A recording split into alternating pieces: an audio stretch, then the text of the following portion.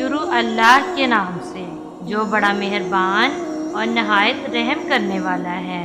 السلام علیکم، خوش آمدید آپ کے اپنے چینل اسلامک ہسٹری پر۔ آج ہم بات کریں گے ان عظیم دنوں کے بارے میں جن کے بارے میں خود اللہ تعالیٰ نے قرآن میں قسم کھائی ہے۔ جی ہاں، ہم بات کر رہے ہیں ماہ ذو الحجہ کے ابتدائی 10 دنوں اور خاص طور پر ان کے روزوں کی۔ اللہ تعالیٰ سورہ فجر میں فرماتے ہیں، قسم ہے فجر کی اور 10 راتوں کی۔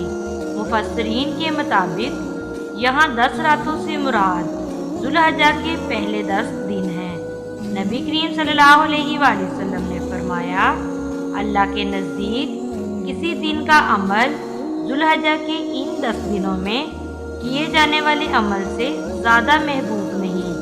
حضرت حفصہ رضی اللہ تعالی عنہ فرماتی ہیں، رسول اللہ صلی اللہ علیہ وآلہ وسلم ذو الحجہ کے پہلے 9 دنوں کے روزے رکھتے تھے، خاص طور پر یوم عرفہ یعنی 9 ذو الحجہ کے روزے کے بارے میں نبی کریم صلی اللہ علیہ وآلہ وسلم نے فرمایا، میں امید رکھتا ہوں کہ عرفہ کے دن کا روزہ پچھلے 1 سال اور اگلے 1 سال کے گناہوں کا کفارہ بن جائے گا۔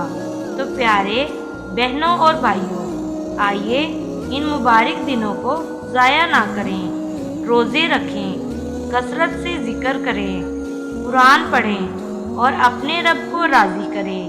اگر آپ کو یہ ویڈیو پسند آئی ہو تو برائے کرم اسلامک ہسٹری MB کو سبسکرائب کریں، لائک اور شیئر کریں تاکہ دوسروں تک بھی یہ علم پہنچ سکے۔ جزاک اللہ۔